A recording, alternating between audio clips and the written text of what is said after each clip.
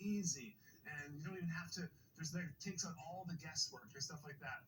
And I don't know. For me, I've always been a bit of a skeptic, and I'm much more along the lines of practice tuning, really start to develop your ear, understand that it takes time, it takes effort, it takes energy, and really just take off the snare drum head, put it back on, tune it up. Take off the snare drum head, put it back on, tune it up. Do that over and over again, and if you do it enough times, you're going to figure out what works best for you. Now, all that being said, if there's a tool that can help shortcut things or make things easier, I think we should consider it. We should talk about it. And that's what this video is all about. So we're going to start today with the classic drum key. But while I'm doing that, please consider liking and subscribing to these videos. As my 9-year-old kid says, you got to smash that subscribe button, hit the notifications bell, because it really helps me out. That's what the kids are doing these days, yes? As Ross informed me before we started this, you've been playing drums for a long time, right? So drum tuning is like easy for you? I'm like, yes, Ross, I'm really old, okay? This is like my 17th year creating content online. Yes, I am getting old. But what I'm going to do here to start this is I'm just going to quickly finger tighten all of the tension rods. Like, Tyson, are you going? Tyson over there in the corner is timing me. And so this is what I like to do when getting any drum ready to be tuned, or tensioned, or whatever you want to call it. And we might speed up a lot of this process just to kind of not waste too much of your time. But I get everything finger tight. That basically as tight as I can go, just with my fingers. And you know, it's not going to be a perfect tension. You're not always going to start from a totally equal playing field. But for me, it's just what has worked over the years. You know, I like a bunch of different snare sounds, so it depends on how I'm using it, what I'm using it for. That will determine the sound. If I want it more of a fat splat, or if I want it tuned up really, really high to get that funky pop, or that R&B sound, or whatever you want. It's always going to be changing based on the style of music you're playing. In this case, in all these drums, I'm going to be tuning them up a little bit higher, just to kind of get that nice, tight crack sound, maybe a little bit of ring. We won't be doing any muffling or anything like that, so you might hear a little bit of ring. But there we go. Basically, I got everything finger tight. Oh, these ones are a little bit loose. Okay, so now I'm going to take my drum key. I'm going to start over here, and I'm just going to tune one turn.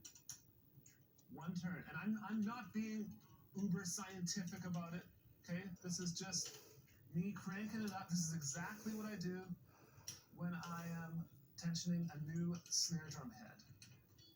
I'm not even, see, this one came completely loose. I'm not that scientific about it. And I think a lot of times people just overthink it. You know, especially new drummers, you get this drum, you think there's this big scientific, this big scientific process to tuning, but really, you don't want to wreck the drum head. You don't want to, twist anything or over tighten anything. So you want to know what the main principles are. Kind of lost where I was. Okay, so now I'm kind of doing it by feel. At this point, you can hear it's getting tighter. And I'm just going to crank it up. I will tap the tension rods and kind of listen to the tone of the drum and see where we're at. But at this point, as Ross so eloquently put it, I'm old and I've been doing this for a long time. And for me, I can just kind of feel the head. And okay, that's pretty good. So what I'll do now is I'll turn off the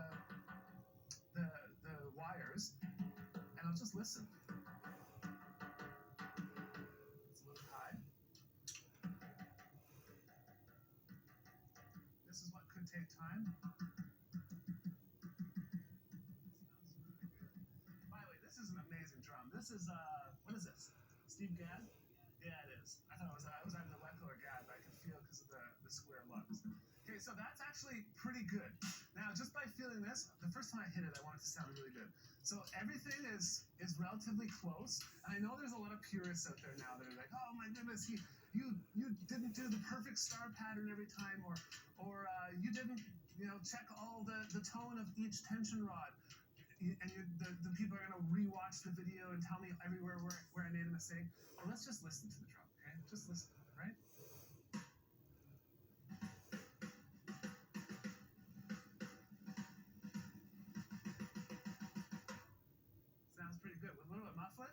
tiny thumb.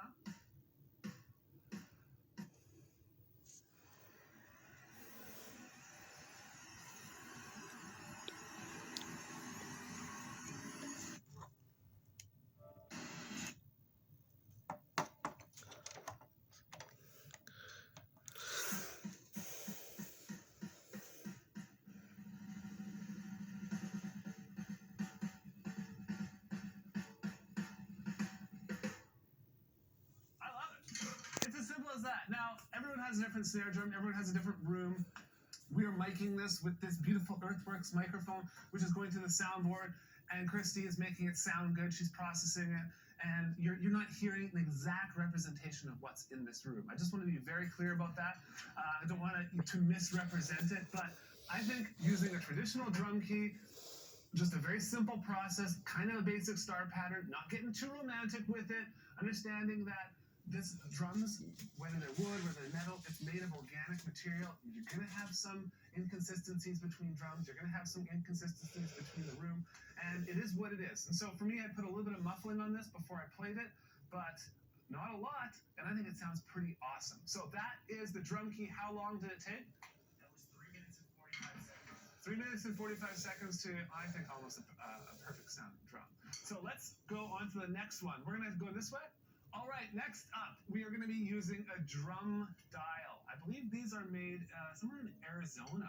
I know Victor Cudera, one of our audio guys here for many, many years, has done some work with drum dial, and he swears by it. Okay, he's not a drummer, but he is like a professional drum tech, because he's teched so many drum sets that come into Drumeo. Tyson is here as well. Tyson, you use this drum dial? I use that drum dial if I'm trying to keep multiple drums sounding exactly the same. So he uses it if he's trying to keep multiple drums sounding exactly the same. That's what he says. For me, I've used it, and from what I understand, it measures the tension of the drum head with this kind of spike on the bottom. So this gets pushed down, and then it measures the actual how tight the tympanic pressure, I believe that's the term, of the drum head is, so you can make sure it's consistent. So if you want it to be at 20 on every tension rod, then you set it that way so it's 20 on every tension rod. Or if you want it to be 30 or 40 or whatever, if you want it like it looser, like it tighter, but you can make sure that each tension rod is exactly the same. And it comes in this nifty little case, which I think this is an OG case, because they mostly come in cardboard boxes now. Okay, so let's first start by hand tightening or finger tightening all of the tension rods.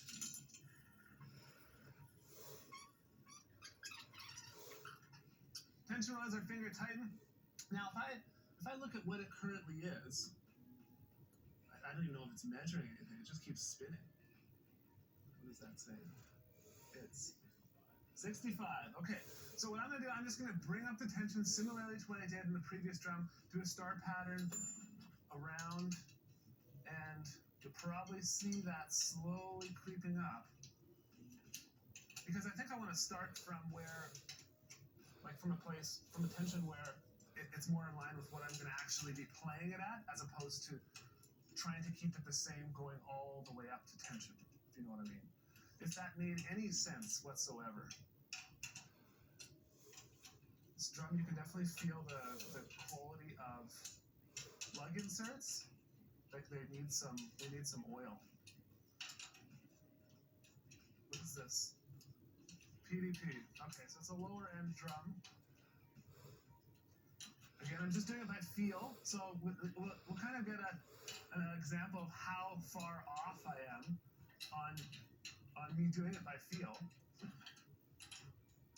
Okay, crank it nice and tight, and then we're going to go around each tension rod and check the tension. Okay, so where are we at here? We are at, I need glasses. Okay, so this is 87, moving it over here. They tell me you gotta lift it between each one. So, putting it down here. Oh, so it's much, oh no, it's similar. But maybe let's go across. Okay, that's around 88, so we can bring it down to 87. We'll use 87 as our control. And lift, let's put it over here. This one is, I have to look at it this way, I'm sorry. 87, that's good. 87. 87. This is 85. Actually, not that far off from just hand tightening. That's 85. Oh, it feels so much tighter. So I didn't listen to it yet. Like I might have been happy with the sound. Trying to get it to 87 all the way around. It seems to be shifting from when I do one side to the next. Okay, now they're telling me they're all fresh heads as well. So we are going to get a little bit of changes. But I think that's at least it's a control. They're all the same, right? They're all fresh. So, okay. So we got an 87, which might be where I like it, might be not where I like it, but I know that each tension rod is pretty even. So let's hear how it sounds.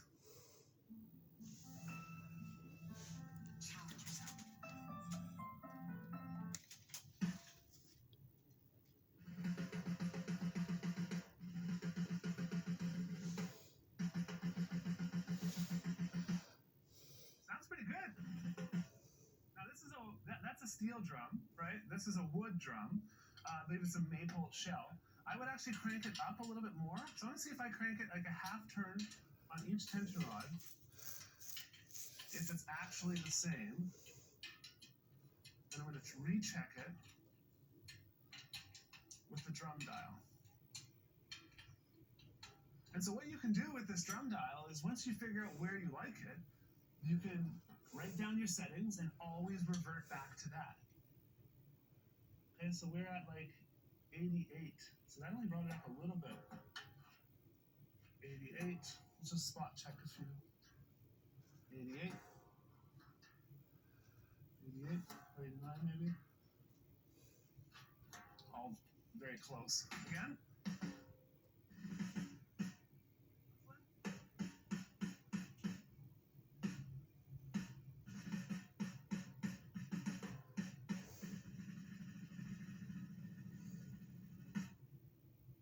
Sounds pretty good to me. I mean, you could crank it up, you could crank it down, and if you wanted to make sure it was even, I could bring it down to 80, and then I could write down, okay, at 80 and getting that kind of more flappy sounding snare, that low tone, and if I have it at 90, that's going to give me more of a pop sounding snare, and so you could track that, so every time you get a new drum head, that you just pull your drum dial and it sounds the same. It's super consistent.